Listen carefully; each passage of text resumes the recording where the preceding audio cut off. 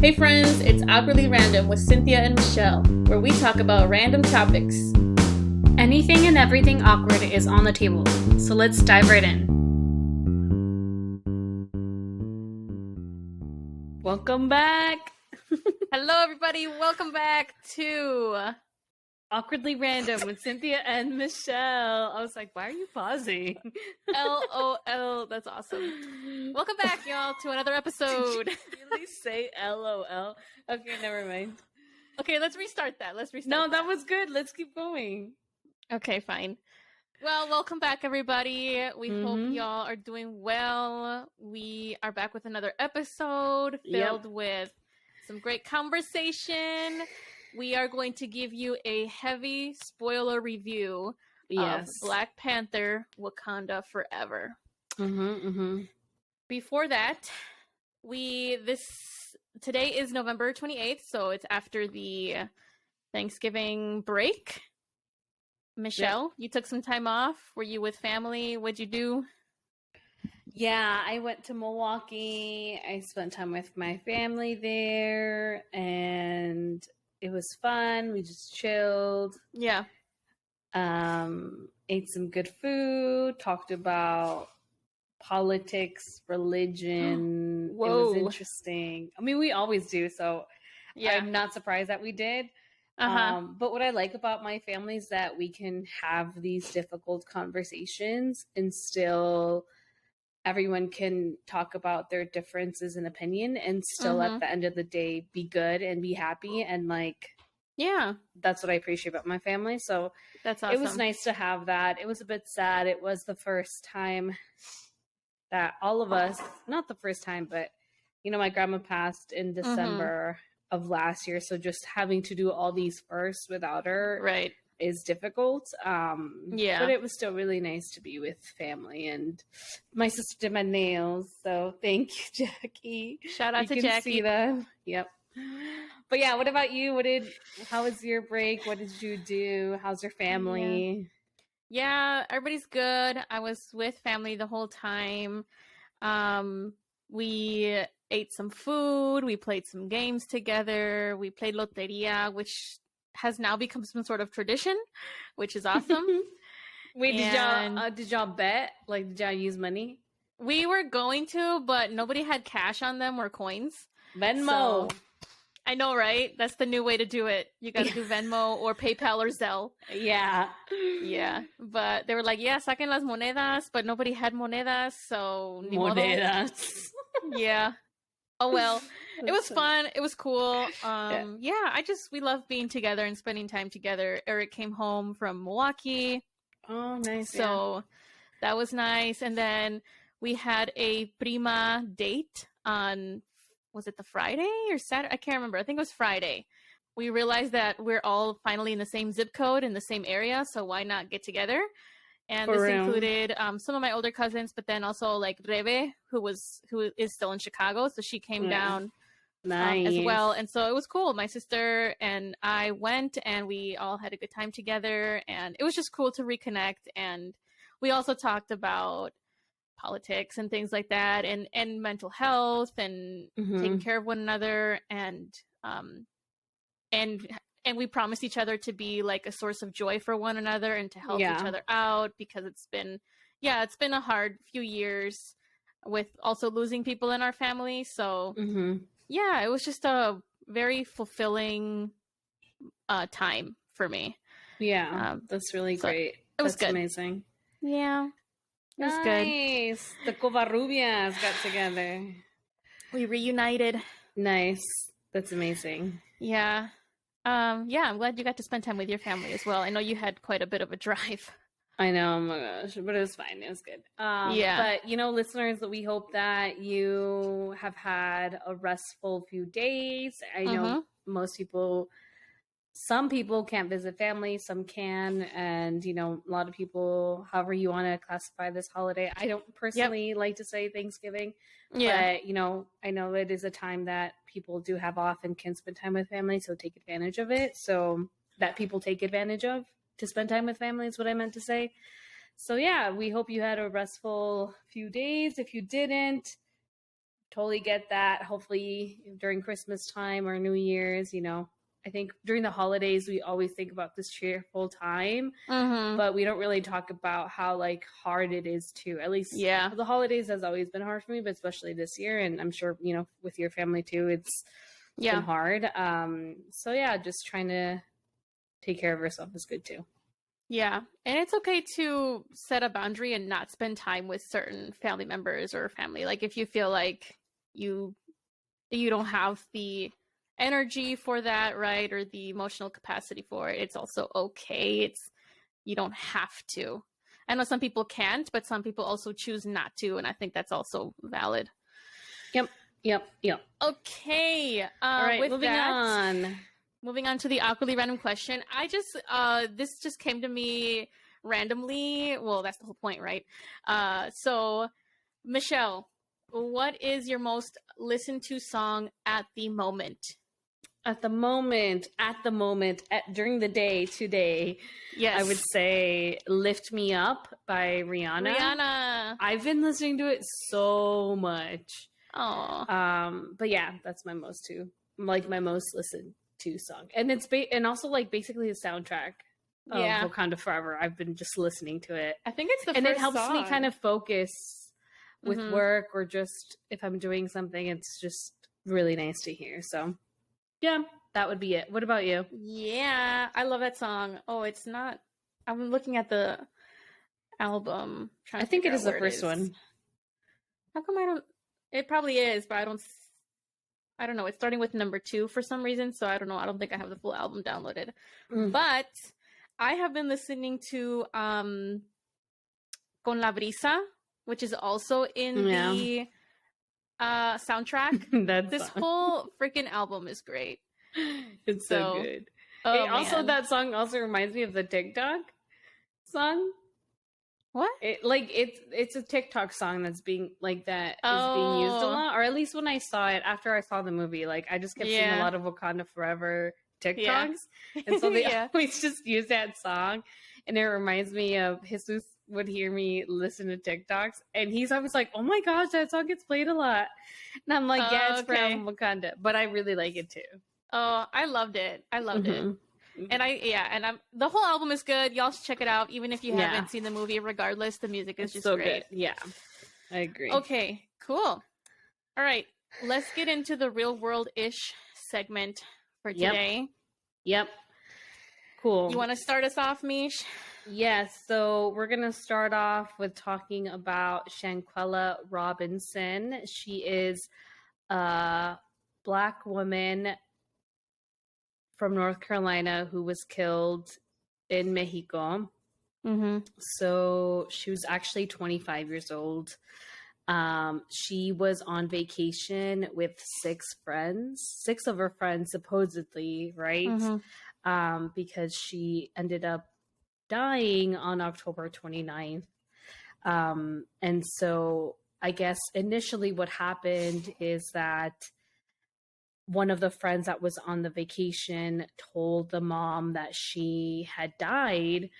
Shanquella had died of alcohol poisoning, but they had just left her there while they came back to North Carolina, which doesn't make any sense to me if that's your friend, But it turns out, the mother was like, how is this possible? Like, my daughter isn't like this. Like, that doesn't sound like this is a cause of death for her. So then the mom insisted on the Mexican authorities to do like an investigation, and she had them do an autopsy. And so the autopsy revealed that the causes of death were due to like a spinal injury and dislocated neck. And I think a lot of people the reason why I wanted to bring it up on the real world-ish segment is because I think that we don't really talk about women of color, but specifically Black women, and what they have to go through, and the violence that they go through, and just how the media doesn't really pay attention to Black women. So I thought it was really important to talk about. And so I guess now with like public outcry and public attention and media on it now, then Mexican authorities took it to the next level. And then the FBI also got involved because of the attention that it's getting, which is really good, because then I guess we can figure out what happened to Shanquella and hopefully hold people accountable for their actions, you know? Yeah. So then now an update is that the Mexican police or authorities have issued an arrest warrant for one of the friends who was in Mexico. I don't think they say specifically who, but I'm sure that'll come out soon. And then also the FBI is investigating. So that's so far what I know about this story. But at the same time, like, it's really tragic and devastating to think that, like, you're going on a trip with your friends, air quote friends, because what happened too is that shortly after they came and the media got this attention, there was a video that came out that showed one of the friends like beating Shanquella, and the other friend recording and telling her, "Why aren't you fighting back? Fight back!" And she literally is saying no, she can't, or she's not going to. And that is really, like, sad. I didn't see the video, but damn, you know, that's horrible to think that that's what happened to her, which I'm sure something like that happened, because it doesn't like, it sounds suspicious. But in general, like, yeah, this is something I think that we should be talking about and should be getting media's attention. Yeah, and that's the power of like the public outcry and the attention. And this is also, like you said, why we're talking about it, because had the media not, or like had the public not spoken out about it, you know, who knows if these investigations would have opened up, right? Or if they would have just like left it as is, you know. So yeah, that's also why I want to talk about it. It's horrible. Those are not friends. I would not call somebody who does that to somebody a friend. So I don't know the details. I think there's still a lot that hasn't been revealed. And like you said, the investigation is open now. The FBI is conducting an investigation. And things change day to day in terms of like situations like these in regards to like details that come out and information that comes out. So, you know, we just wanted to bring this up, but I don't know, you know, besides what you shared, I don't know more details. But this is horrible. It's tragic. I could not get myself to watch that video that came out. It's been circling everywhere and I've been trying to avoid it because I just didn't watch it. Yeah. And I hope like this brings light to other Black women violence and other just women of color, or even like non-binary folks. Especially like also in the Indigenous community, like there's a lot of women who in general go through trafficking or violence, or in general a lot of things that don't get this attention and that should. So I hope that us talking about it and other people talking about it, you know, if we hear of other stories, like we'll talk about it here. We actually have a few more during this very segment today. We're going to be talking about. Okay, next story. We're gonna just so if people are listening and are new, like we just are hitting different topics of like real world news that we think are important. So we'll just go by like topic. So next topic. All right. So on November 15th, a missile hit a village in Poland near its eastern border, killing at least 2 people. This is what I was reading from the reports and from what the media was saying. There was some pretty widespread suspicion that Russia had fired the missile.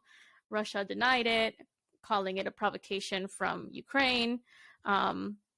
President Biden and other authorities are saying that it most likely came from Ukraine's air defense system, suggesting basically that Ukrainian forces had to fire missiles to intercept Russian ones. So, you know, this is pretty serious. I mean, also to remind people that this war is still going on, you know, between Russia and Ukraine, and we can't really forget about what's happening. And the fact that a missile hit NATO territory, right, in Poland, and if this represented a Russian attack, it could potentially lead to NATO response and possibly to nuclear war. So it's pretty scary stuff. There's currently, from what I read, an ongoing investigation basically to determine where exactly the missile came from. But people are saying that it most likely came from the Ukrainian defense system. Yeah, as an accident. As an accident. It was unintentional. Yeah, unintentional. So yeah, it's super.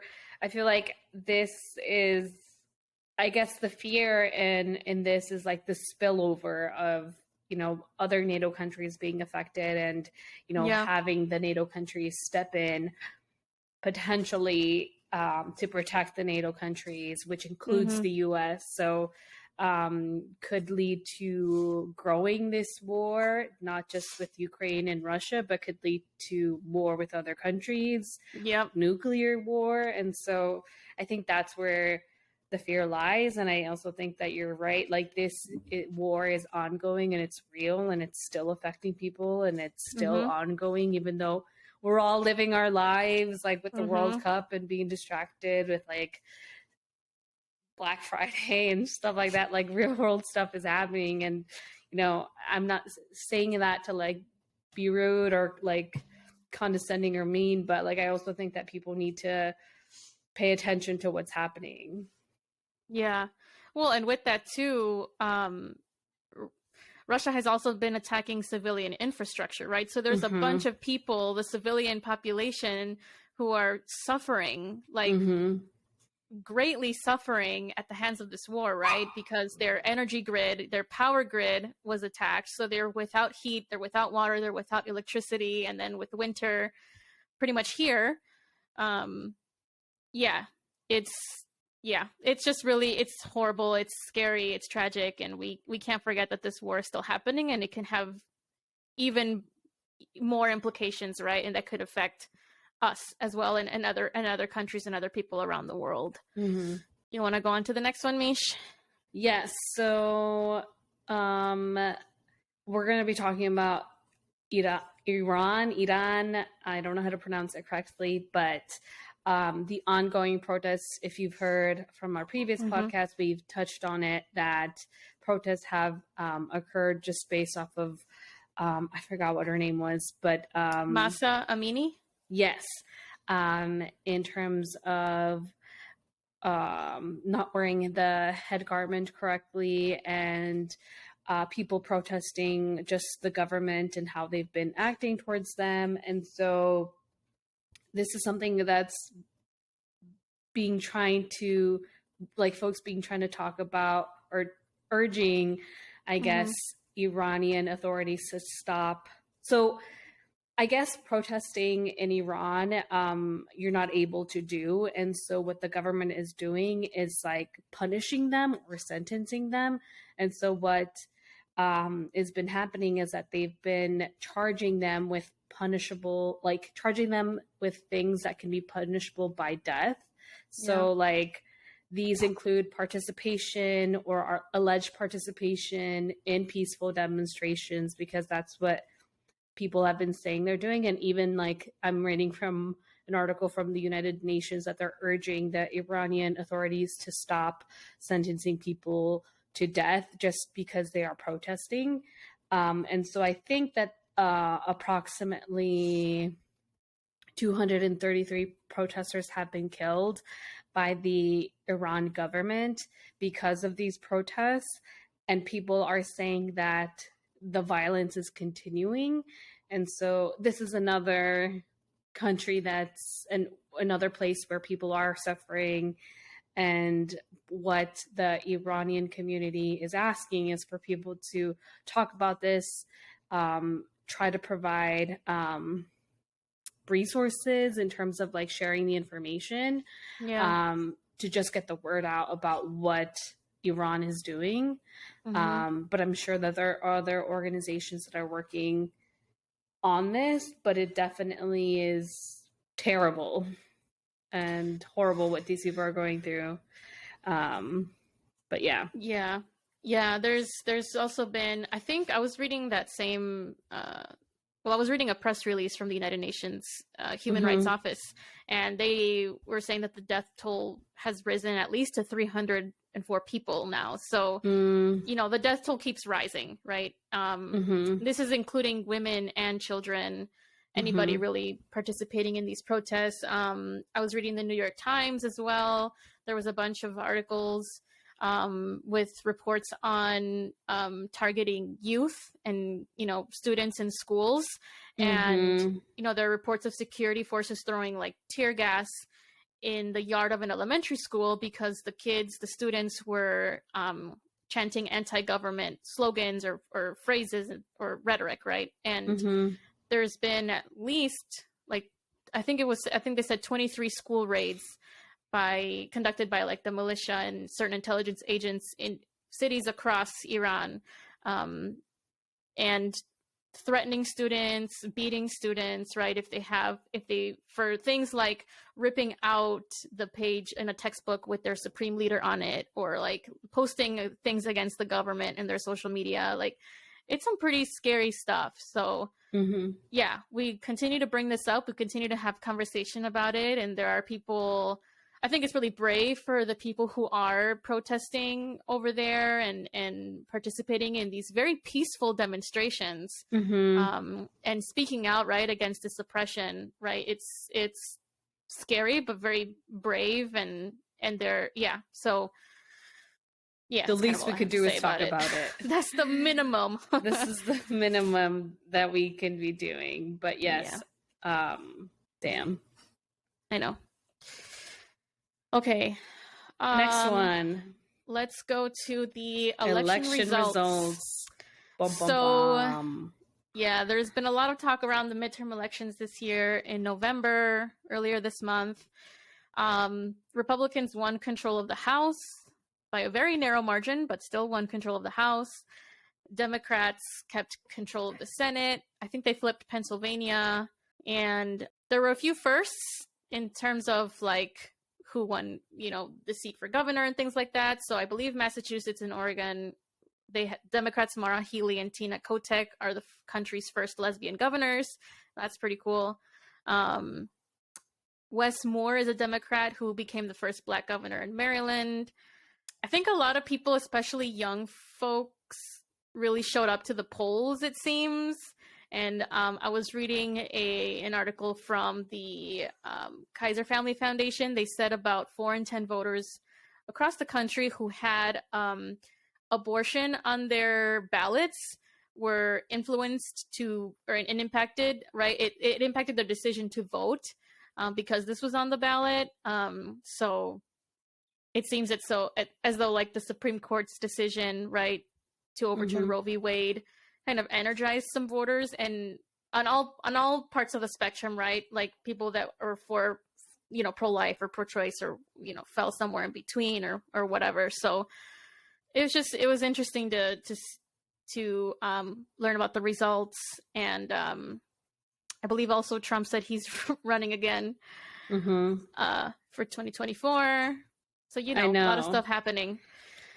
Yeah, he definitely announced he's running, which sucks. But I guess we'll see who actually takes him seriously, because I thought that the way that he ended with the Republican Party, especially with trying to kill Mike Pence, essentially, Jesus. like, and him, you know, denouncing his separation from Trump, I think it'd be interesting to see how the Republican Party like deals with Trump. But I think that it's really scary that Trump has announced that he's going to run again because of just, you know, this country has always been racist, full of white supremacy, but overtly, and how it has been is very clear that it was supported by Trump. And when we saw the insurrection, so that's scary to see how he is fueling white supremacy and supremacist ideologies and people. So yeah, I think it'd be interesting to see. I think it's going to be really difficult now that we lost the House.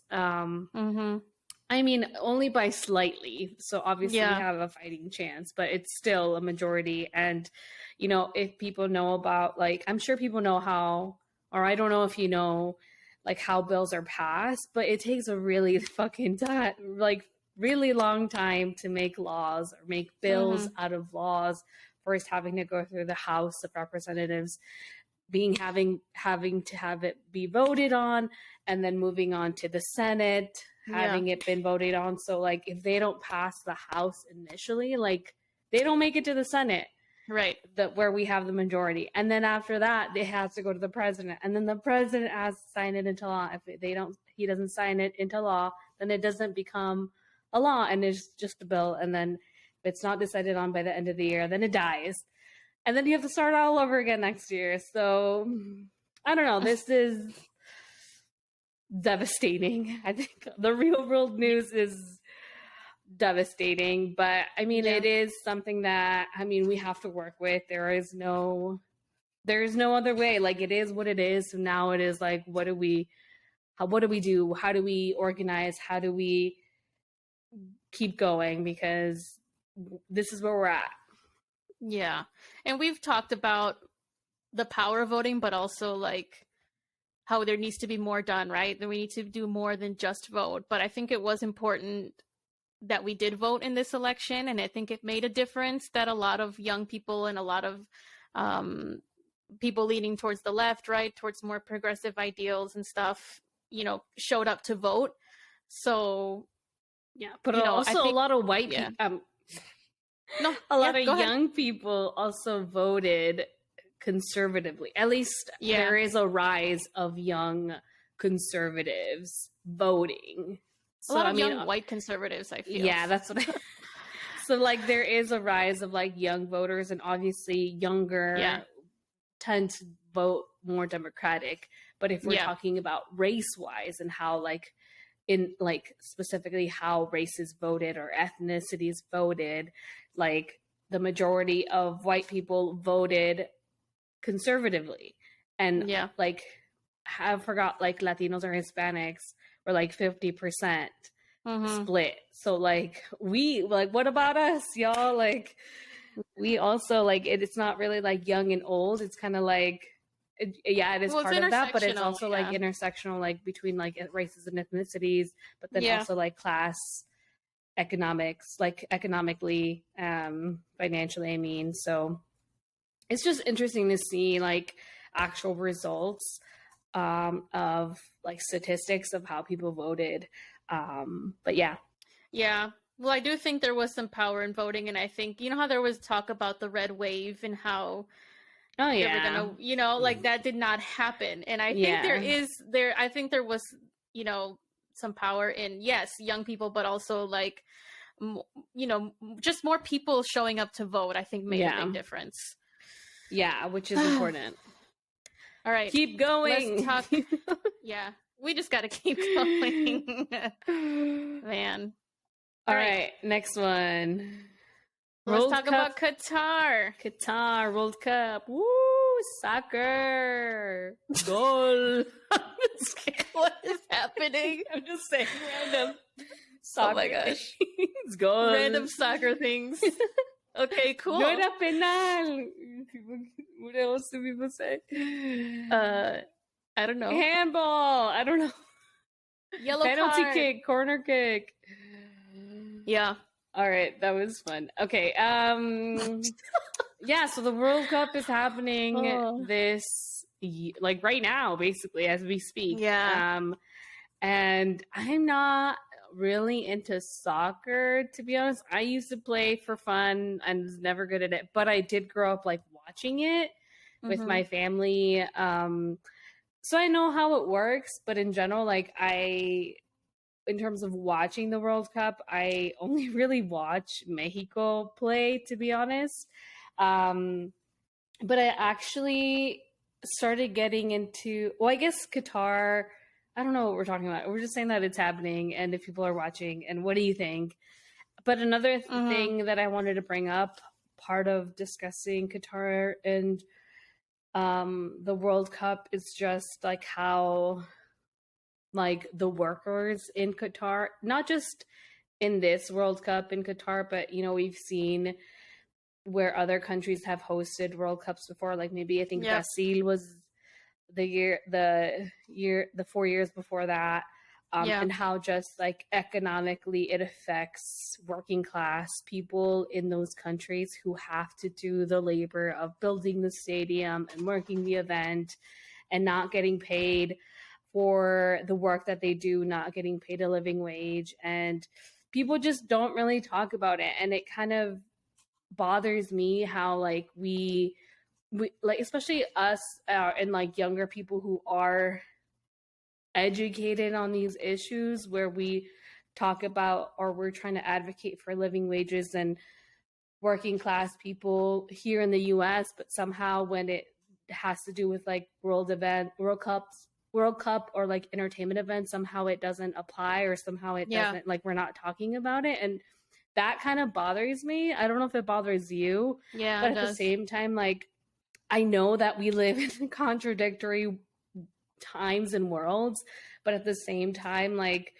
I also think this is important to talk about, and I don't want to be like a Debbie Downer on people's entertainment or views, but at the same time, like this is important. Like if people say that like we stand and we care about like workers' rights and like people and like working class, like what are we doing? Like how are we like complicit in this? And because I think to some capacity we are, and we're kind of just brushing it off because it's entertaining and it's fun and we're rooting for our countries, and I get that, but it sounds very hypocritical and it sounds very like surface level, like performative, when people are like, oh yeah, this is what I believe in, this is what I care about, and you're only posting about like the World Cup and like the good things about it, but not like the bad things about it. Like what is that really saying about you and your character? And maybe I'm thinking too deep about it, but it's just I'm at a point in my life where I'm like, I want to mean what I say and like actually show up with how I align with my values. But yeah, that's just something to think about. I kind of went on a rant. So sorry about that. No, it's cool. It's important to talk about this. You know, Qatar was awarded the 2022 World Cup back in 2010. Según. So isn't there like controversy in how like the bidding happened with Qatar, and then how it happened it's going to happen in the US in the next 4 years? Which is another segment. I mean, FIFA itself, there's a lot of like allegations and accusations of corruption within FIFA, the organization that that is in charge of the World Cup and other soccer tournaments. But you know, in preparation for this World Cup, obviously, yes, they built there were some very beautiful stadiums built. There was 8 of them built for this World Cup, but at yeah, they're really cool stadiums. They look really cool. Yeah. But who built them, right? Like you were saying, the migrant workers, they made up, I think I was reading about it. Let's see. It said migrant workers made up about 90% of the workforce. They were living in very poor and unsafe conditions. You know, they made little to no money. Thousands of them have died since the beginning of the construction of these stadiums, right? So, like, people lost their lives for our entertainment. And that sounds like, I don't know, man. That just, it's horrible. It's horrible. It's horrible. You know, and there's also, you know, so why aren't people talking about it? That's my thing. Like, why aren't people talking about it? Because it's soccer. Because it's the World Cup. Because soccer brings so much joy to a lot of people. And like, I'm not justifying. I'm just, this is what I feel like is going on through a lot of like the consciousness right now is like, and for me too, like we are walking contradictions as people, right? Like I'm very conflicted. I feel guilty for even like wanting to watch it. And, you know, soccer for me, I really love it. I enjoy the sport. I am a big Mexico fan. So, and I always have been a big fan of watching the World Cup games. Mm-hmm. So at the same time, this is just entertainment. Like, there's nothing on the line. Like, you know what I mean? Like, I will be fine not watching it, but I know that there are a lot of people, and millions already have already tuned in to watching the first games that have already happened. Yeah. And so I don't know, man. I don't know what I saw your post. I think you posted about it, Michelle, a few days ago. Yeah. Like, you were right. Like, I don't know the right answer to this. Yeah, I don't either. Well, I think first of all, people need to talk about it. Like, people can't just pretend like this isn't happened or hasn't happened or isn't happening, because it is. Mm-hmm. So I think that's part of it. It's having these conversations. And then also, like, how, like, I get it. People want to, like, soccer is like a way to build community, like get together with the family and watch the game. You know what I mean? I get that. So, like, maybe how can you get together, still build some sort of community, but maybe not like buying the game, or like maybe going somewhere where like you don't have to, like, you know what I mean? Like, where maybe your view isn't counted. I don't know. Like, I totally get that. Like, we live in a world where we're like walking contradictions, and we have to pick and choose like how we're going to live in this world that's already messed up. But like, how can you minimize that? Like, how can you minimize that? Like, I get it. People are still going to watch soccer, but like, how can you minimize that? And how can you talk about it?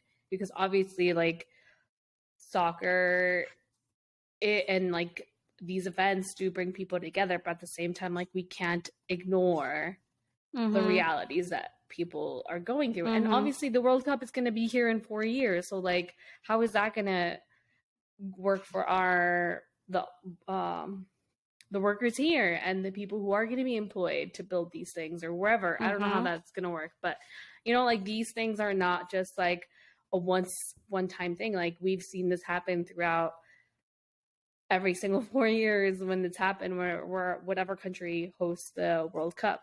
So I don't know. I'm just saying, like, try to minimize the harm that you're doing and talk about this is what I'm suggesting. Yeah. Did you watch any of the games, or did you watch Mexico play? I watched it with my cousin, because I was at home, so they watched it. And so, I mean, I was there. And, you know, I can't, you know, I still tell them, like, oh, like, this is what's happening. And so, like, but I can't control what other people do, you know? Yeah. But I can talk about it. I can bring it up.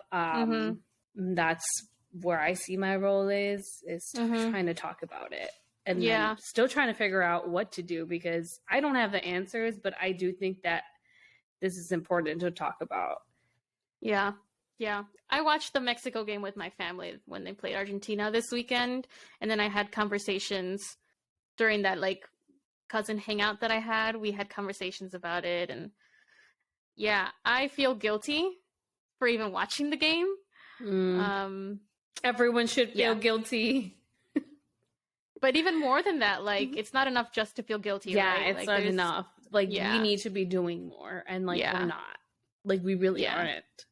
But I think something good that's coming out of this is that people all around the world are becoming more aware of these kinds of things. And hopefully, I don't know, maybe this might be the opportunity to make more demands for and set a different standard for the following World Cups. I hope so. I don't know. You know, I just feel like people put their entertainment and like their comfort above anything else. Other people, like that's really what I've been seeing. Yeah, and I don't know. Like, I can't. I don't know how to. Like, I can't process it, and it bothers me. And I'm still going to talk about it, and I'm going to call it out. Good. But there is should be doing that. There is more that we have to do, and there's more things that I should do and other people should do. But like, I think just what bothers me is when people act or try to be or sound or be like that they're pro these things, and then their actions say otherwise. But at the minimum, like, at least talking about it and not even doing that. Like, that's when it bothers me. And I just see people as performative. And I just can't with people sometimes. Yeah, and that's hard because you can't make people talk Yeah, about you can't. it. You can't. Like, people can do whatever they want, but Yeah. I feel like when people, like that phrase, like, when you know better, you do better. I feel like that doesn't always apply. I know, but like, do something. I don't know. Okay, let's move on. We just went on. Let's not forget also that there's been a lot of mistreatment and criminalization of LGBTQ plus people in Qatar. Yeah. Right. That has also been spotlighted, along with what's, all the deaths from the migrant workers and all of that. Like, let's not forget that there's also this human rights violation going on in Qatar as well. And that also has come about with this World Cup. With like LGBTQ plus people being able to attend. Are they going to be safe to be able to attend the World Cup? That conversation has also been ongoing. Yeah. It's messed up, man. I know, messed up. Okay. Oh my God. Let's go to Twitter. Yeah, we're just going to talk about it quickly. I didn't really look this up, did you? I just know that there's been some drama. Elon Musk bought Twitter. There's been beef. He wants to like maybe charge people to get verified. People are like, nah, we're not going to pay for that shit. This was free. We can go elsewhere. We don't need you. And then also I think in terms of like his workers, I think he laid off thousands of employees on Twitter, just making some like terrible demands of them. And people just quitting because of those demands that were terrible.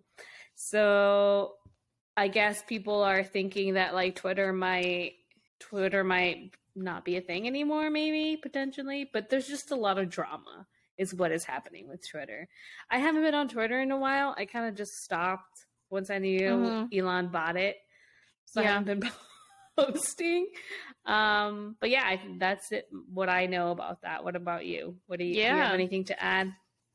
The only thing I have is that he described himself as a quote free speech absolutist, and he just wanted to. No, he's not. That's what he's saying, right? Yeah, free speech for everybody and all this stuff, right? And that he would reverse Donald Trump's permanent ban from the platform. Oh yeah, he did, didn't he?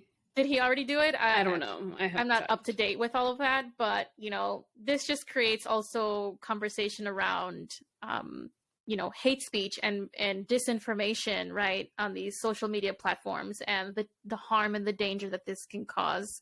So, yeah, I don't know. Fuck Twitter. I don't have it. I never did have it. And I'm glad I don't. Yeah. Especially with now that he bought it. And I did also hear about him laying off like half of Twitter's employees. And then like 1,200 at least have resigned. Yeah. And then he also like apparently there were attempts to persuade people to come back. It's just a hot mess. It's a hot mess. He just didn't want to pay those people. Yeah. Oh my God. Okay. Next, we're gonna talk about what happened at the nightclub, LGBTQ plus nightclub in Colorado Springs. Yes, a 22-year-old gunman walked in this is from the articles and reports that I've read, came in with 2 firearms and immediately opened fire, killing at least 5 people, injuring at least 25 others, at an LGBTQ nightclub in Colorado Springs called Club Q. It was reported that he used a long rifle, and then they found 2 firearms at the scene, and then the club goers there stopped him before the police had arrived. The shooting came the day before Transgender Day of Remembrance, which is an annual observance that honors the memory of transgender people who have been killed and lost their lives through acts of anti-transgender violence. This just brought me back to what happened in Florida, the Orlando nightclub, and just like how the LGBTQ plus community just continues to be under attack. And it's devastating. It's really scary. I was reading articles that this club was a safe space for a lot of people, and they just basically were stripped of that, in an instant. And so, The gunman is facing possible hate crime charges. I don't know what the update is on that. I don't know if you have anything to add, Michelle.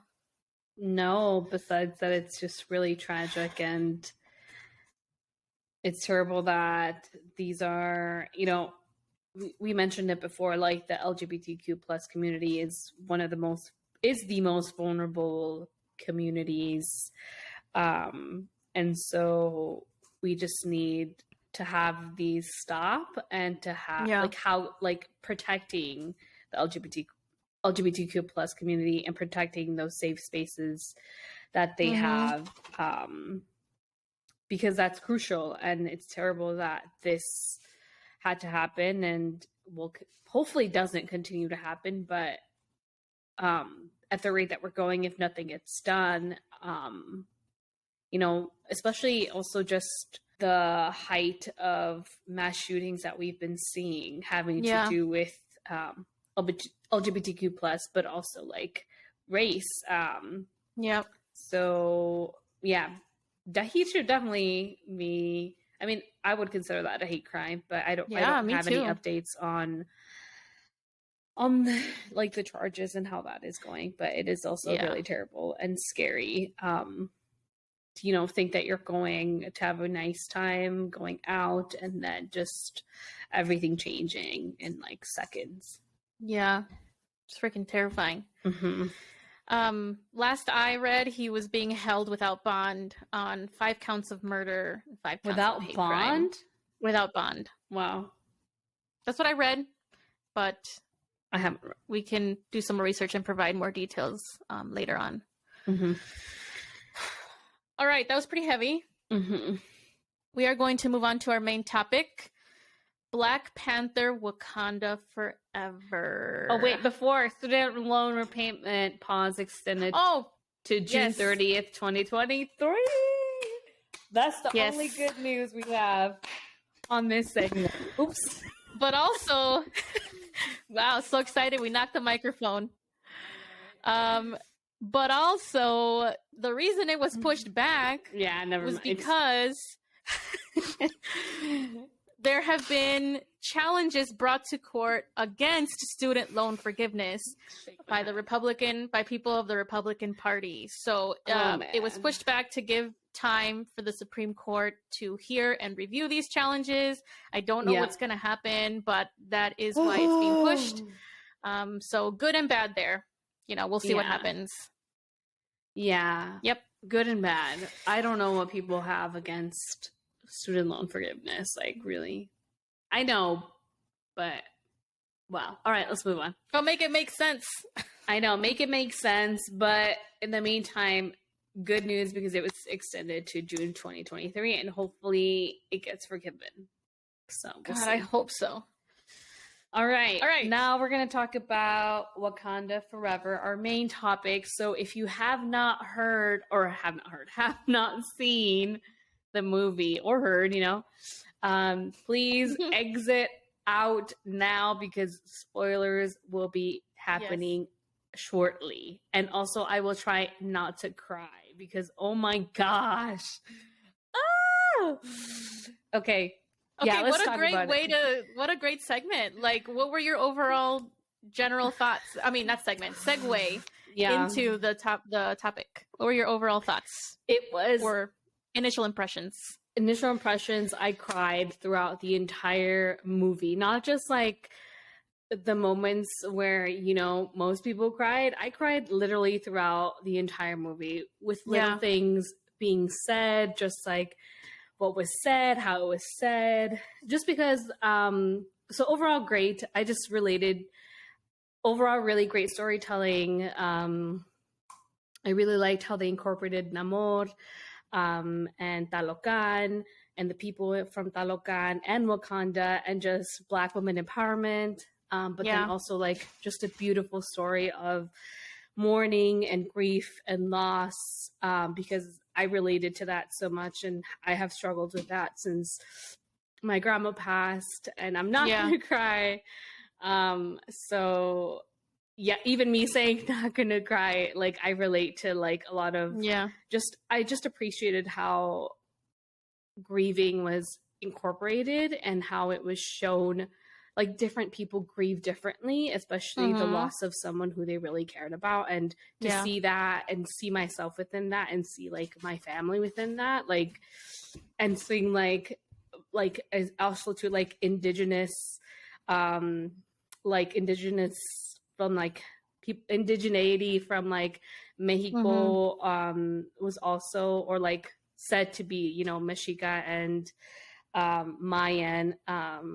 That was also really cool to see. But overall, my takeaway or general thing and what I'm saying is all over the place, but overall it was really good, really emotional for me, but at the same time like super healing and liberating in a way, because it felt so validating about like my emotions and like my grieving process, because I'm still going through it. So like all of that was just super validating for me. Yeah, it was such a powerful movie in many ways. And yes, it was about grief, about mourning, about loss, but also about celebrating life. Yeah. And being together as a family and a community, and being lifting each other up, right, in these hard moments. And like, it was just really cool. I went to go see it a second time. Nice. I wanted to go, but I was not emotionally prepared, and nobody else wanted to go with me because they were not like, I cannot emotionally. I'm like, I can't go with myself, or else I will not leave. Okay, that's go ahead. valid. How did you go? How was it? So how was it the first time and then the second time? And sorry I interrupted you. No, that's okay. I agree with everything you said. The first time it brought up a lot of emotions. The second time it brought up a lot of emotions. So I totally get you.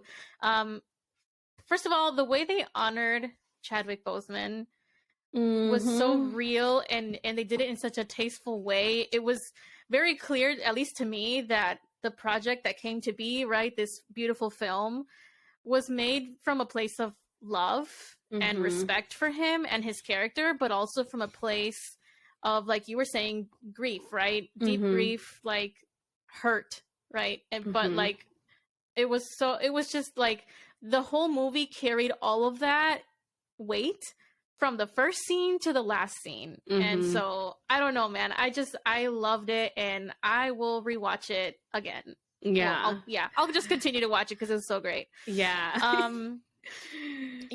The representation, the women empowerment, representation of indigenous cultures. I mean, they had someone who legit spoke Mayan teach Mayan to the actors. It was awesome. I also, like, this is a side note, but even looking at it separate from the Marvel universe, it works well as a standalone movie. Like, it really was about Black Panther, and I think that's really cool that it works in that way too, like that it could work in that way.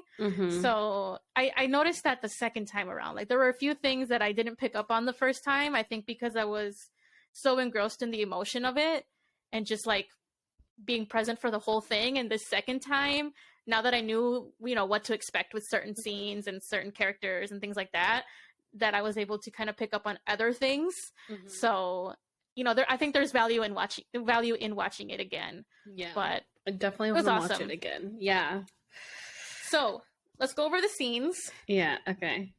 What did you think about the opening? The opening of the movie? Oh my gosh.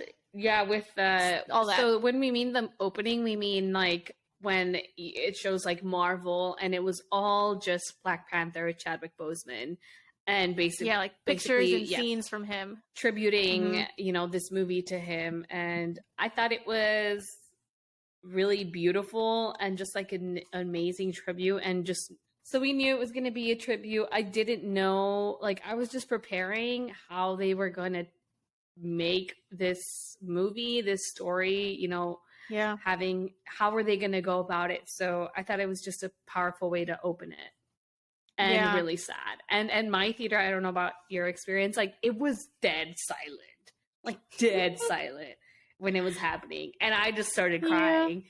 Oh, but I don't know, other people, like, I don't know how it was in your theater and stuff like that.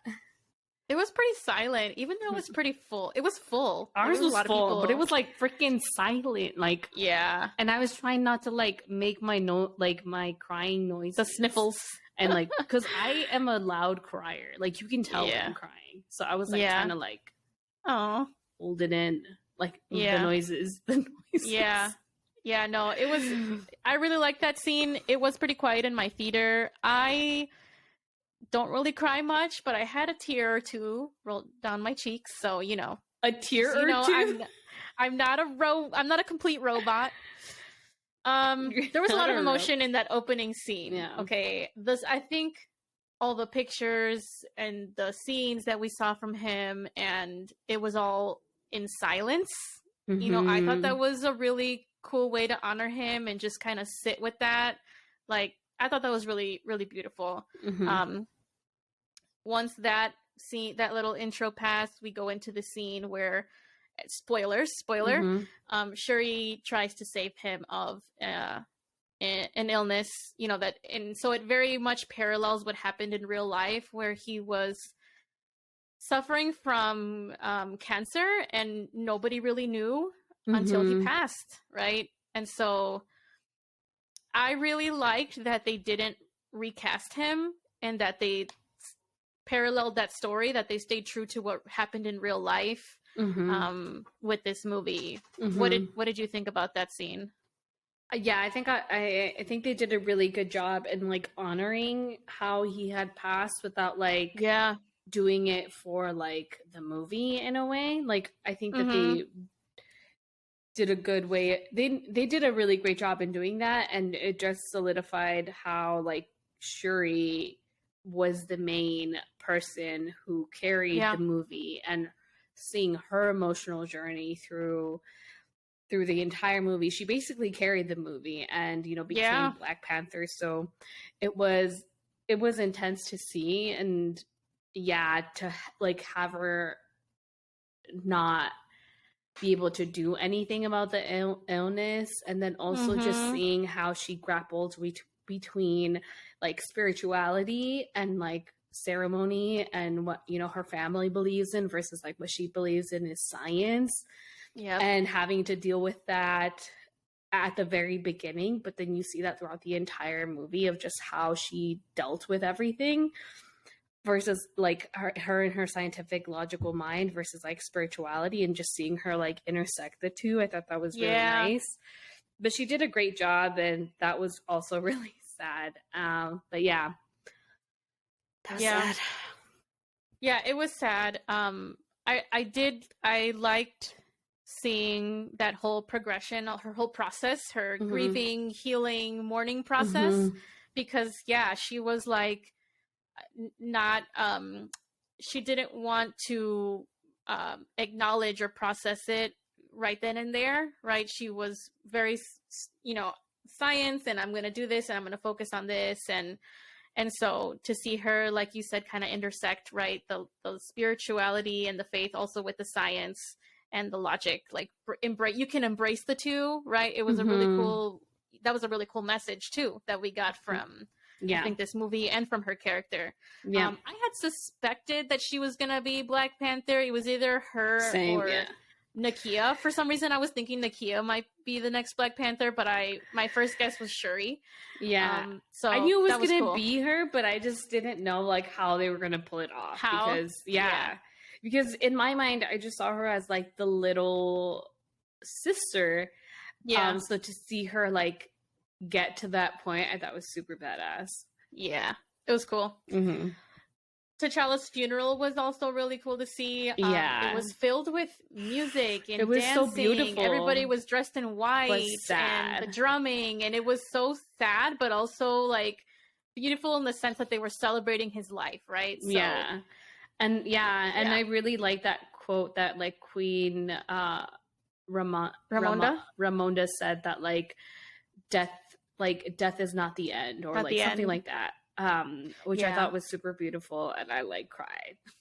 And that scene too. Well, that reminds me of the scene in the if you go back to where Shuri is trying to save her brother's life, and Queen Ramonda tells her he's with the ancestors now, rather than saying he's dead or he's gone, right? Like that just one single line pierced right through me when she said that, like, because that was, I think that was also another message from this movie, is that just because they're not here, your loved one is not here physically, doesn't mean they're actually gone, right? And so, but that's so hard yeah. to hear, like in the moment, Yes. you know. But Absolutely. so I like that, you know, she had that support with her mother and Mm-hmm.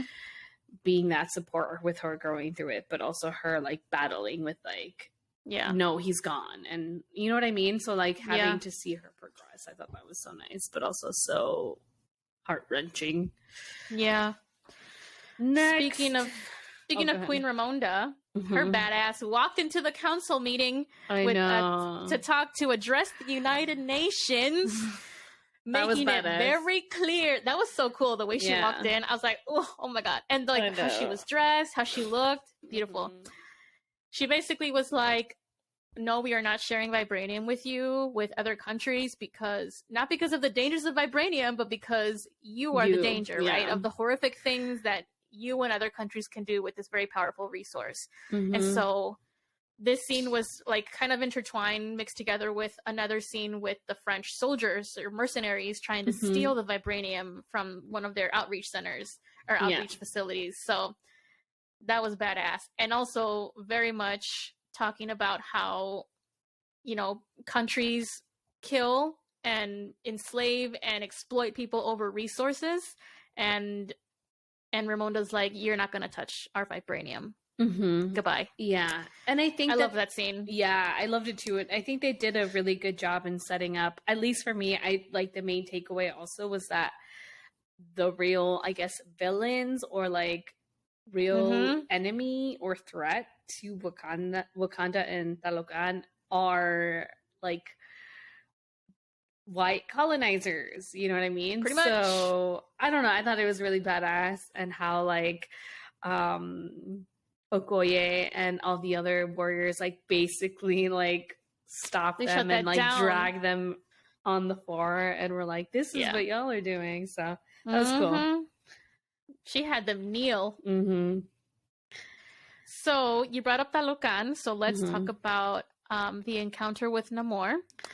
Yep. So Namor, Queen Ramonda and Shuri were together by one of the rivers or something like that, and Namor comes out of the water, and it was really cool hearing him talk about how like his mom told him stories about a place like Wakanda where the people, you know, the air is so pristine and the water people didn't have to change, or the water is so pristine, and the people didn't have to change who they were or move anywhere, right? And so like that was a pretty cool scene to see as well, and we got to kind of get to know Namor a little bit, right?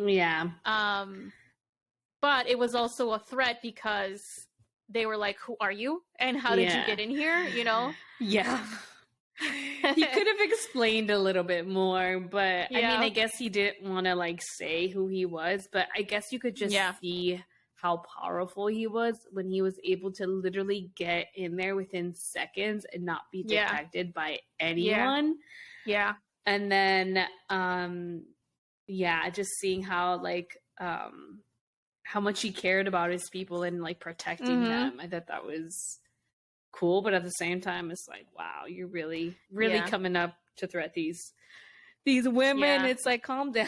But at the same time, and this is where we we had learned this earlier too, but Ramonda learns about how they're not the only ones that have vibranium, right? So that's like a shock to other other people, but also to the people of Wakanda themselves, right? And it was funny, not funny, but it was, I guess, funny to see how he was like, I have a powerful army that's like bigger than yours, and we can wipe you out. And like they were like, no, like you're kidding, right? Like we have vibranium. And then Shuri actually saw that he was covered in vibranium. And pointed that out. So I don't think he was covered in it though, because he was like half naked. But I guess the parts who were covered were vibranium. I was like covered in it. Said. I know, right? He had like a little. He had like a little Speedo underwear boxer brief. I don't know what it was. Can we talk about like just like how badass he looked? Like, dude, he came in strong. Like he was like if you're gonna mess with me, what's that quote that people say, like fuck around and what is it? Fuck around and what? Find out. I have no idea what you're talking about. They say like fuck around and find out. So like, oh, you know what I mean? So like, he really was like, this is what I'm gonna do, and if you don't do it, I'm gonna do it. So it was like, damn, to see. I don't know. That was pretty cool. And then also to see, I guess we'll go into it really quickly, but to see like a dark-skinned Mexican playing this really powerful, like, anti-hero or villain or superhero, however people want to, or leader, and like god of these people, and who like he brought the sun to his people, and he created this world and is going to protect it with like everything that he has. And to see that like that's another world who like didn't have to, I mean, I guess they had to adapt to live in Talocan, but wanting to protect his people because he knows of the real threats that are there. And then also, I guess we'll go, when we get to the backstory, we'll talk more about that. All right, next thing.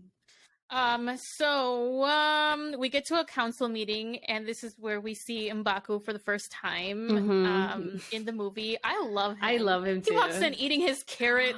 I thought he was so cool. Yeah, he was just like the health, like a great representation of like masculinity, like M'Baku, like being like the voice of reason for like everybody, and like Shuri, like when she didn't have anybody, and like letting people go into his like part of the like with his tribe and providing resource for them, and like his tribe is vegetarian, and, like, they try to like educate themselves, like he knows so much, like they educate themselves about like not just their people but like people everywhere else. So he knew about, or like he researched like Namor and his people. And all of that. So I thought it was so like, I thought it was pretty cool to have him, and I really liked him and be expanded in that way, not just like being super strong like physically, but also just like emotionally available and like mentally like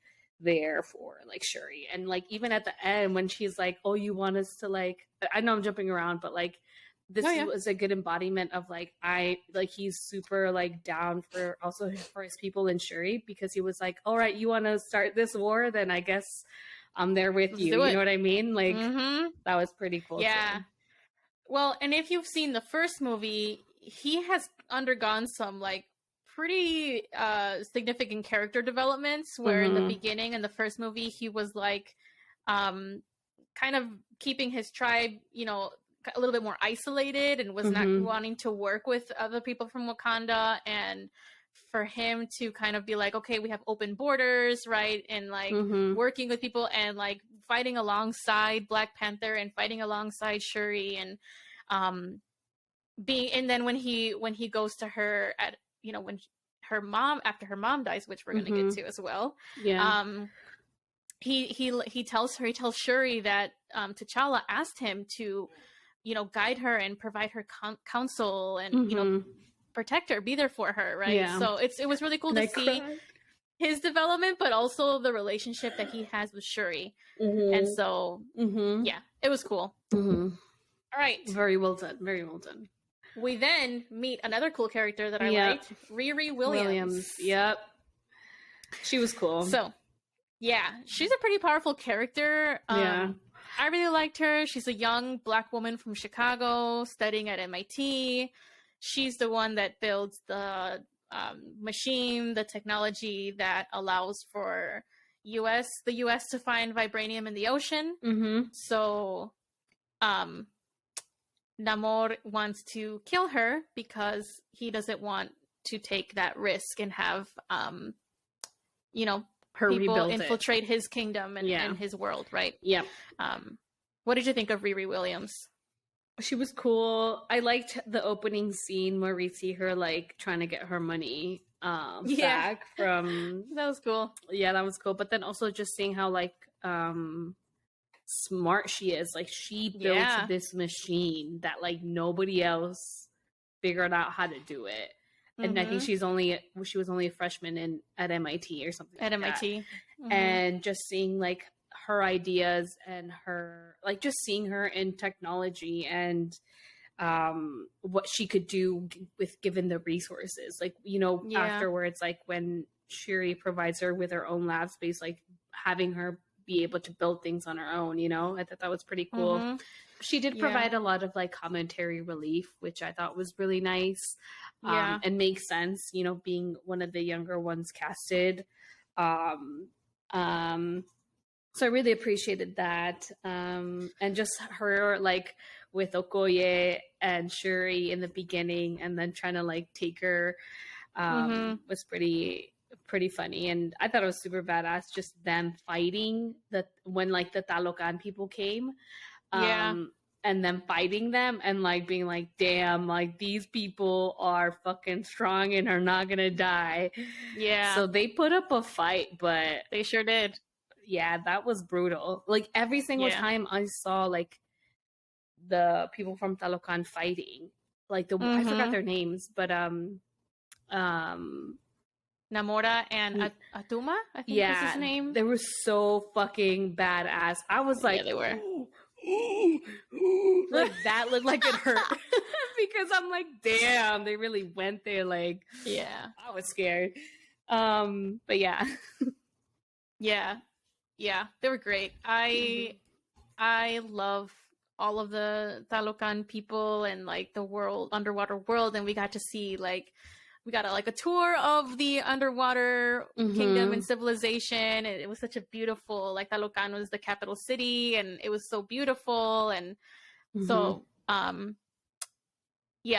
was really cool. We get to learn about Namor's backstory and the people of Talocan, right? And how they were a Yucatan Mayan tribe who were, who died who a lot of them died due to smallpox and other diseases that were brought over by the Spanish colonizers. And so we see that one of the people of the tribe pray to this Mayan god or deity, and then he's like guided or led to a plant that had vibranium in it, right? And the people consumed it, they ingested it, and they wake up and they're blue and they can't breathe, so they have to run into the sea to be able to breathe. And then we learn about Namor too, and how he, I think he was the first one born out of the tribe in the ocean, right? And so he's able to breathe in the air and also in the water, and he has wings on his ankles, so he's able to fly. Like he has a lot of really cool powers. But basically Talocan became this like underwater world and kingdom or civilization that was escaping and hiding from the threat of colonialism and colonization, right? So you can tell, like, you kind of get more of the why for Namor's what he's doing and his goal, right, to kill the scientist, which we learn is Riri Williams, because he can't afford that type of risk, right, for his people. And so the trauma that he endured, along with his community, I think plays a really formative role into how he like carries himself as a leader. And you could just tell he really cares for his people. And so it, I don't think he was the villain. I think he was more of, I think you had said an anti-hero, but you also understood the why for what he was doing. So he just wanted to protect his people. Yeah, I thought that the way that the movie portrayed just his backstory, like showing, his mother and her people and giving birth, that scene, I was like, wow, like that was pretty cool and nice and pretty. Like, who would have thought giving birth in the water beautiful. Like that was like so magical. Because I was like, wow. And then I was at the same time, I was like, wow, that must hurt too, but whatever. And then and then him growing up and then going to sea and then seeing how like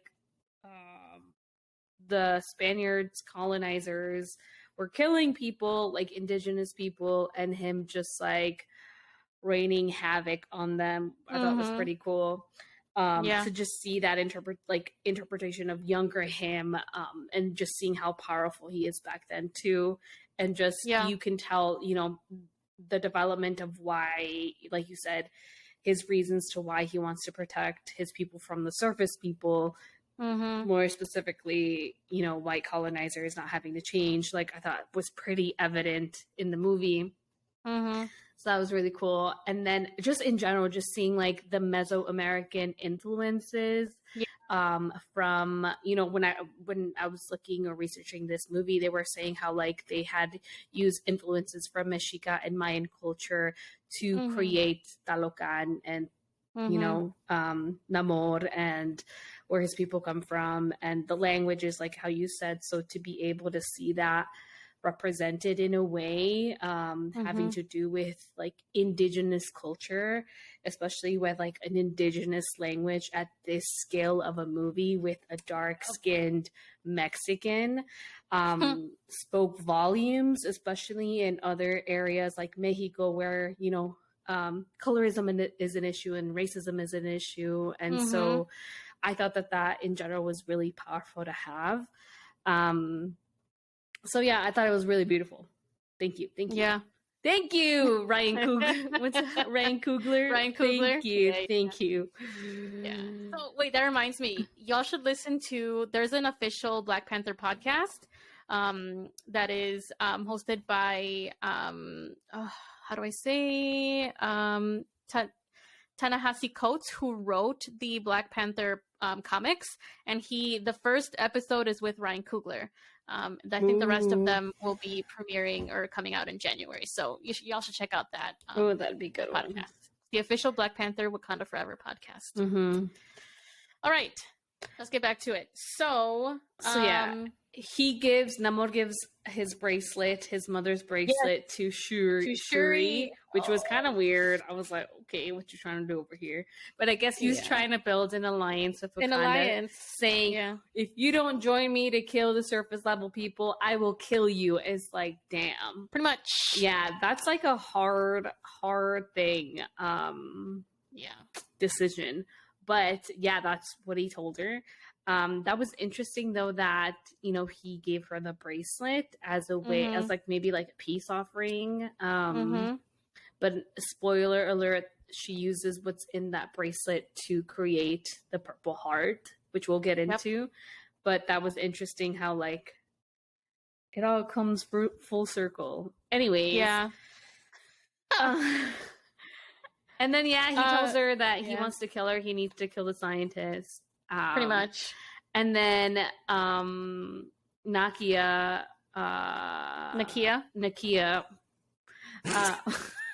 goes on a mission. And Lupita is Mexican. She speaks Spanish. To be able to hear her speak Spanish was also amazing. That was so cool. And Mayan. She spoke Mayan too.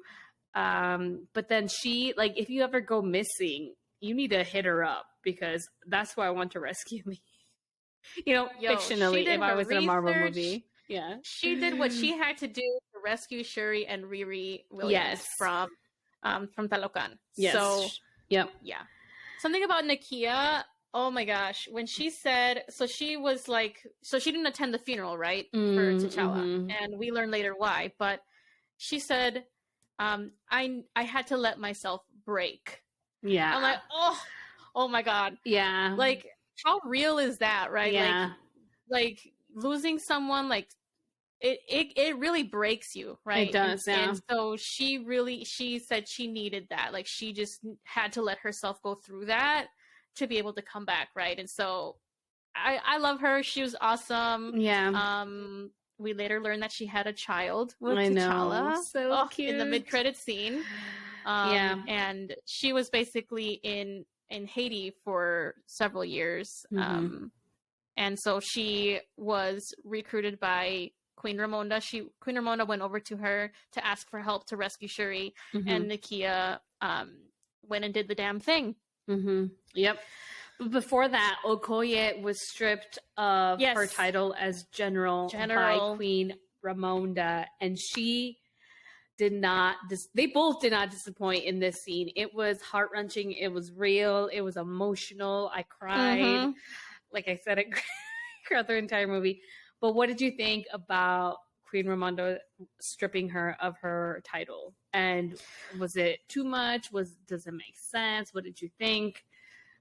You know, I think so. Queen Ramonda was also grieving, right? She lost her husband, her son, and now her daughter's missing, right? And she was hesitant in the beginning to let Shuri go with Okoye. So I think she's very rightfully angry. And I don't know if it was the right thing for her to like strip Okoye of her status, but also like Okoye kind of messed up in there in that with that situation. But then it led to Okoye finding herself, you know, helping in other ways, right? And becoming a Midnight Angel, right? And so like it worked out in the end. And I think for the storyline, it did make sense, but it was really heart-wrenching to see because Okoye really, you could tell like she just wanted to serve her country. Yeah, she was like, I have gone through a lot and I wanted to serve. But at the same time, I thought it was justified. Like if I was Queen Ramonda, I would have stripped her of her title too. Like she, like you said, she was hesitant, and Okoye said that, oh, it was not a big deal. She would be fine. Nah, you messed up. You lost my daughter. Stripped. Yeah. And then, well, that would have been me. But then also, like, Queen Ramonda also kind of called her out. Because of when Killmonger came and basically, you know, decided that he was going to take the throne. Like, there was no loyalty given to Queen Ramonda and, like, her children, basically. And so, I thought that was pretty good that she kind of, you know, said that, and that she, like, she sacrificed so much to like be in her position where she sacrificed basically her family. So I thought that was a great performance by all of the cast did great. But absolutely. In this specific scene, like you can definitely tell like how much emotion both of them put in it. And in general, like you could just see like their characters are grieving, but like them personally are also grieving, and you can just feel that throughout the movie, and I was feeling it too. So overall, really great. Yeah, I think these are some pretty fantastic actors, and the fact that most of them were women and Black women, it was really cool to see that. And that scene was very, very powerful. Namor also then attacks Wakanda. Yeah. Right. Well, before then, he was like, if you go and if I see that someone from a Wakandian steps into Talocan, I will kill you. And bam! Did he do what he said he was going to do? Oh my God. It was terrifying. I was like, okay, so basically, he notices that, you know, one of them was killed. He goes with him and I forgot their names again. The woman warrior and the man Namora and Atuma. Damn, those three basically destroyed, like flooded and like destroyed Wakanda. Yeah. They killed the queen. He was like, sauce. Like, I legit was like, oh, he did not. And then Queen Ramonda, like, you could just tell, like, how much she wanted to protect Riri in that moment. But then also to have her die and to see Shuri lose another person. I was crying. Just anytime I see people dying on screen after, like, what happened with my grandmother, like, I just can't. Like, I cry. Yeah. And, like, yeah, it was weird. But were you shocked by it? That they killed her? Yeah, Were you shocked I was that shocked. She died? I was like, are you killing her too? I'm like, I cannot do this. Like, I'm not okay. And Shuri's not okay.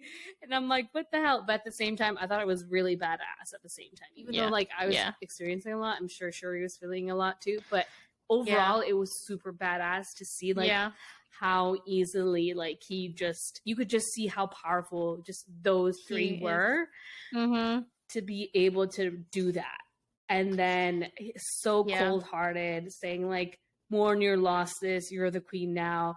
If I'm back, he said something like, I'll be back in a week. In a week. If you don't join me, like, I'm going to kill you. Something like that. So I thought it was pretty badass, but also I was crying. I was like, how could you? Yeah.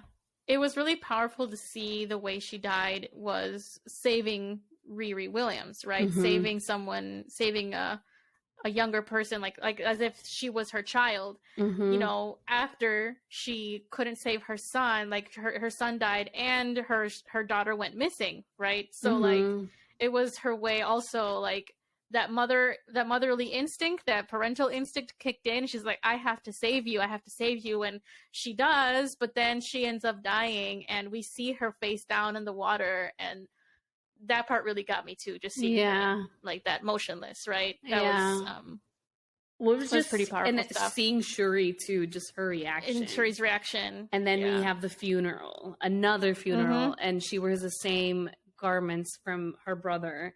So another loss, but this time in her face, she's much more like stoic. Like you can tell it's like, okay, this rage is really starting to kick in now, right? And later on, she ends up recreating the Purple Heart shaped herb, you know, and she does go to the ancestral plane, but instead she sees Killmonger, where when she was expecting to see her mother, and so it was very upsetting for her to see him. And I think that particular scene was like a turning point for Shuri, because it was like, okay, this is where she makes it very explicitly clear that she is gonna go for retribution, right? She even says that word in the movie. Like she wants to kill, like she wants to burn the world. Like she is so angry. She's so angry. She's filled with rage. So I think that was a turning point for her. Really? I thought the turning point was in the beginning. I feel like she kind of... Well, maybe there was multiple. I don't know. I felt like she always had that rage inside her, but maybe it intensified. Because or maybe she decided to really act on it this time. Yeah, or act on it. But either way, I felt like she had always had that in mind. She said, I want to burn the world down. Burn the world. In the beginning when she was with her mother. And justify it, like she was justified in feeling that way. But it was interesting to see how she didn't want to tell Nakia who she saw. And also, like, it was interesting that he kind of called her out, telling her that, like, oh, you didn't even believe this place was real. Like, why are you upset? You know what I mean? Because, like, I think what got her upset, not got her upset, but I think he made her realize that these were her true intentions, and that they kind of were coming from not a similar place, not the exact same place, but in terms of like what their motivations were. So I thought that was cool to see. I was surprised when I saw him too. I was surprised, but also super excited that he was back I was in like, the film whoa. in some way. I was like, whoa, this makes sense. Okay. Yeah. So she then becomes the Black Panther. Yeah, it worked. Purple Heart worked. The Purple Heart worked. The like strand from the bracelet that he gave her. Powerful bracelet. Yeah.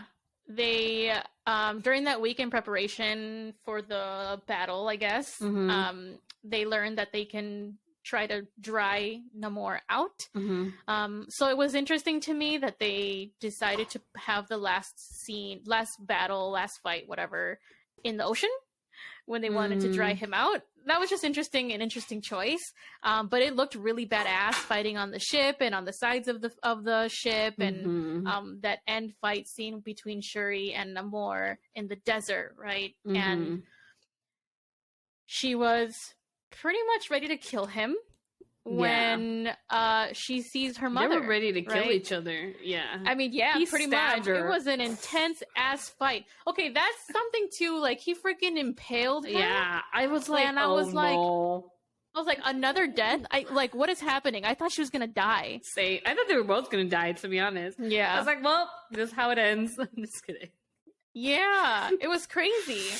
But I guess the healing powers of the suit, I don't know. Mm-hmm. And she basically she was ready to kill him right then intense. and there. That was a cool fight, though. Yeah, that was cool. Overall, like she like with the chopped ship, his, what were we saying? Wait, she like chopped his wings off his ankles. I was like, and she like burned his back, and it was an intense. It was scene, intense. But it was good. When we get those flashbacks of both of their mothers and their families and their community and like all those flashbacks and how she like finally like she decided, okay, I'm not going to seek vengeance. I'm actually going to seek peace this time, you know, and Namor decides to yield and yeah, it ends in a more peaceful way rather than like more people. Yes, people died in that battle. But it stopped. They stopped it, and they decided to form an alliance. Yeah, to protect each other. Yeah, very well said. So how cool to have, you know, allyship, right, between Black and Brown communities. Like that was really cool. And how, like you were saying earlier, like the actual villain in this story was colonization and white people, white supremacy, basically, right? And and we see the parallels of that happening within like Brown and Black communities here. And like the results of colonization and white supremacy is that. But then to see that like we can come together, we can build an alliance, we can have unity, and this was a representation of it. That, you know, this can happen, so that was cool. But it did suck that it was like heart-wrenching seeing them both fight, because I loved both characters. So to just see them like take it out on each other was like, damn, y'all need to stop. This is enough. But it was cool that they stopped and that like they eventually like formed an alliance, but we'll see what happens, because it kind of sounds like it's not over yet. At the after end, Namor was like, we'll see in the future, they're gonna need us. It was kind of creepy at the end. Like, I don't know what he was insinuating. Like he was making a painting of himself and the Black Panther fighting. I don't know if they were fighting or hugging. I was weird. It looked like they were fighting. I know. And then Namor was like, yo, I was trying to like fight alongside you. What happened? And I was like, whoa, she seems intense. Like, what was she thinking? So I don't know. There's more to the story. Yes, there's more to the story. I was going to say that kind of excited me, because it's like, okay, we're going to see more of Namor and the Talocan people, you know, maybe in other Marvel movies or Marvel shows, right? We're not finished with that story. So, let's get to the mid-credit scene. Oh my gosh. Oh my gosh. Cried even more. Shuri goes to Haiti to see Nakia, and she finally burns the funeral white robes, right? The white garbs. And she has this very profound mourning moment. And I think this provides some closure to her. It was just cool to see that more spiritual side of her. And it just made me think, right, in that moment, like how she was embracing, like we had talked earlier about embracing both the science and the spirituality all in one, and it was really cool. Nakia shows up with the child, who we learn is Shuri's nephew, T'Challa's son. So adorable. Which I didn't realize this until the second time I saw it. I don't know if you caught this or not, but so when Queen Ramonda went over to seek Nakia's help, she said hi to him. That little boy was there when she said bonjour. That was him. I was like, oh my god. She knew who he was. I mean, and it was made clear that she met him. Right? And so, that was a really beautiful moment. It was so nice. What did you think? It was really, really cute and adorable and really profound and powerful. And then also afterwards, like, her having like closing her eyes and like having those flashbacks. Oh my gosh, I bawled. It's very beautiful, very powerful. Just a really great way of like closing out the movie and just like really showing how like they were grieving. Her character was grieving. We were grieving. Me personally was grieving on that level. So it was really powerful and just a really great way to show like and like you said, celebrate his life, remember who he was and his legacy and what he did as Black Panther. And yeah, just incredible way to close it, I think. I think throughout this whole conversation, we talked about different themes and messaging in this film, and how, like, it was really cool to see all of that come together in one really beautiful, well-written, like, story. And, you know, we saw themes of grief, loss, and mourning, obviously, celebrating life, motherhood, white people ruining everything.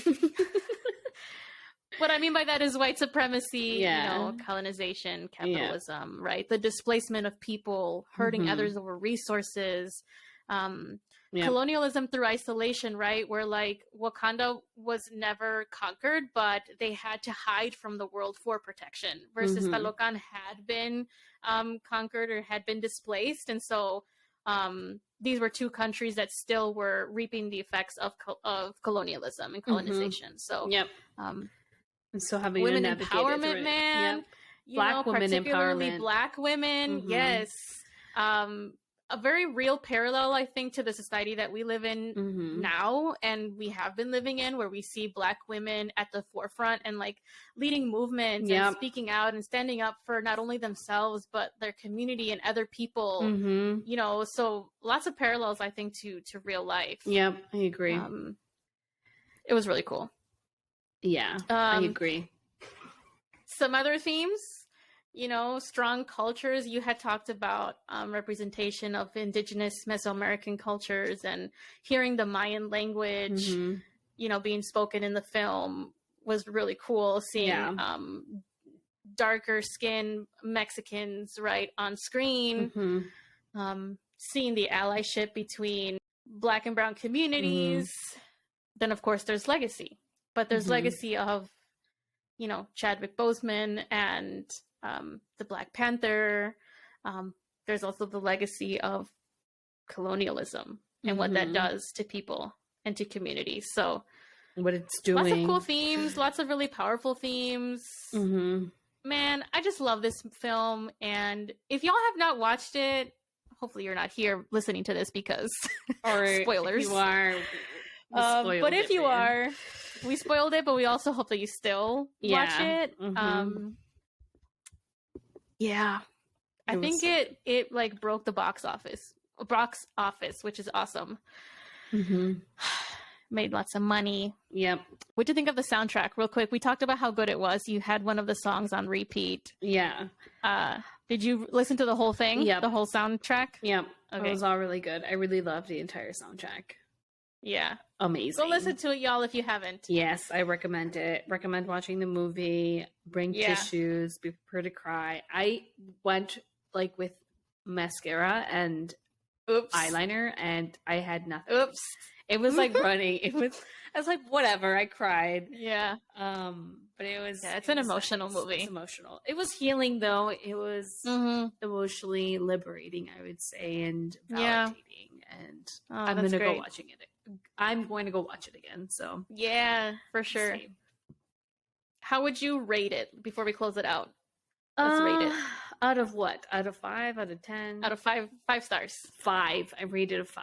It was really everything. I think it was a great Marvel movie, but it was also just, like you said, a great standalone movie. Just a great movie, good storytelling, a lot of great themes. I loved all the themes that, you know, you talked about and that we saw, and just the real world, and just me being able to relate to something so profound. And even before then, I was always talking about like grief, or like I was trying to talk about it, but it's hard to talk about it when we don't really normalize it. So to have something, talk about something so like connected to being a human, which is loss, I thought was super powerful to see. And so to have that be displayed was so validating. I keep saying that, but it was so nice to see. And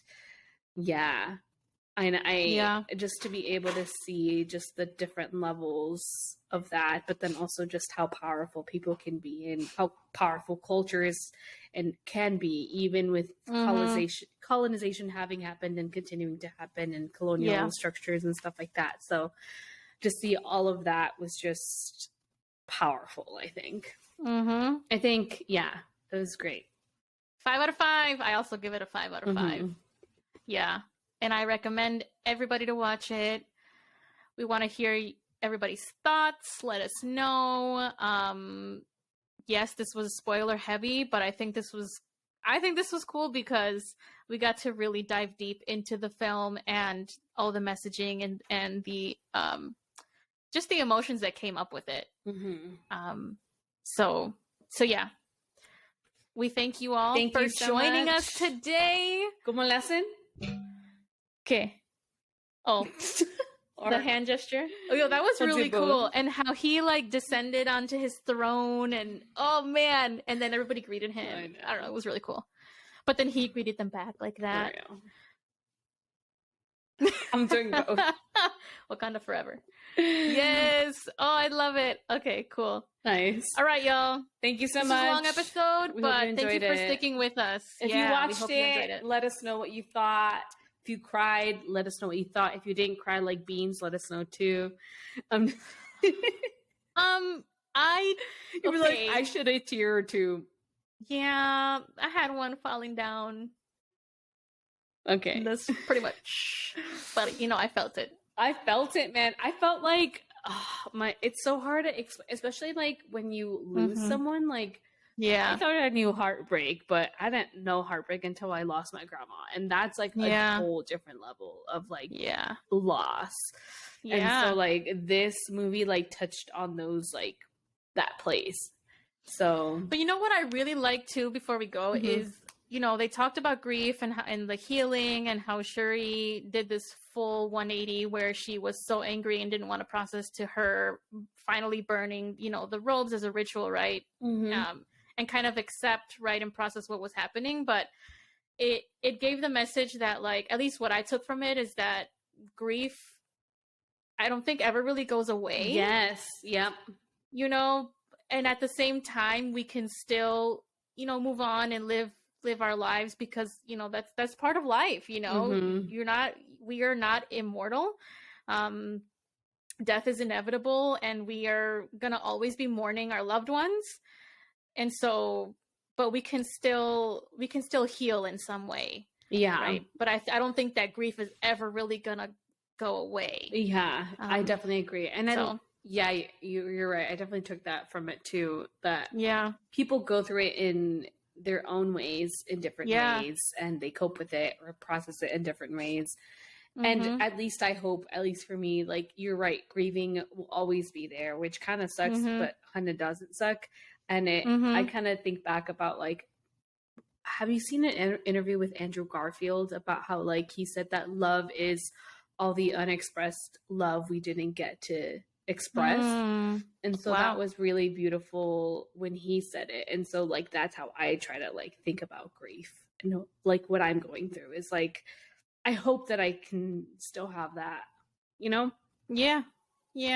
We'll have that for the rest of our lives. Oh my God. I was like, I'm not going to cry. The last thing that we took. I'm good now. I'm good. It's powerful. It's some powerful stuff. And that's part of being human. And, it's okay to cry, and we welcome it. We welcome it. We welcome it. It's a safe space. I'm the only one who cries here.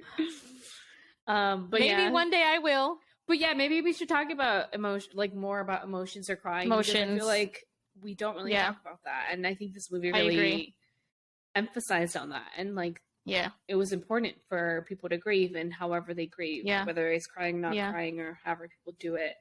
But to not feel bad about it. And I don't know why sometimes we feel like we shouldn't cry, or like at a certain point, like, you should get over it, which it doesn't really work that way. And so that's what I appreciated, especially, like, sorry to keep rambling, but when she talked about like the 1 year anniversary of like him passing, and it's like my grandma's 1 year anniversary is coming up, and to think that like, oh, like they're still going through it, like oh, like there is no set time frame of when you should be okay. And so that's part of why I also felt that it was like validating too. Yeah. Oh, that's beautiful. That's a great way to all right, kind of end all of this, but just end it for now. Let's because end it. I think I think we should be having these conversations, and we'll get more into this later on as well. Yep. All right, y'all. Thank you again for tuning in. Let us know your thoughts, and we'll catch you at the next one. Thank you. Bye.